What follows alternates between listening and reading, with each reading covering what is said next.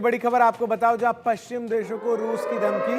रूस ने पश्चिम देशों को आगाह किया है। रूसी सेना प्रमुख ने पश्चिम देशों को सुनाया, पश्चिम देश भरोसे लायक नहीं है। रूस की तरफ से कहा गया है भारत से दोस्ती मजबूत कर रहा है रूस।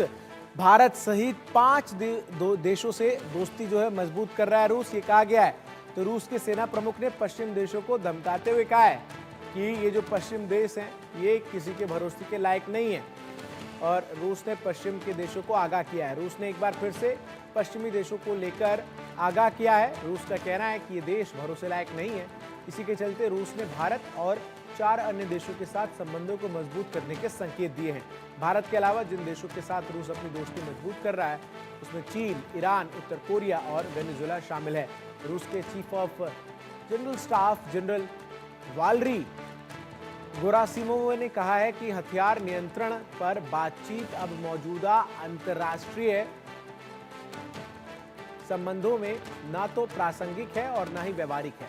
रूसी रक्षा मंत्रालय द्वारा जारी बयान के अनुसार पश्चिम देशों पर दोहरा रवैया अपनाने का आरोप लगाया गया है और कहा गया है कि इस वजह से न्यूनतम स्तर के विश्वास की बहाली असंभव हो गई है।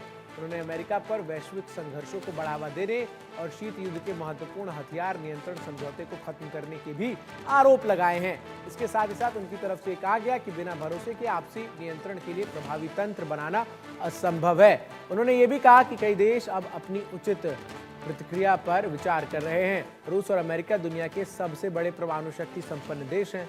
उन्होंने हाल के ही वर्षों में कई महत्वपूर्ण हथियार नियंत्रण समझौते को समाप्त कर दिया है। अमेरिका ने 2019 में इंटरमीडिएट रेंज न्यूक्लियर फोर्सेस यानी INF ट्रीटी से खुद को अलग कर लिया था। तब अमेरिका ने आरोप लगाया था कि रूस इस समझौते का उल्लंघन कर रहा है। रूस ने इन आरोपों को खारिज किया था।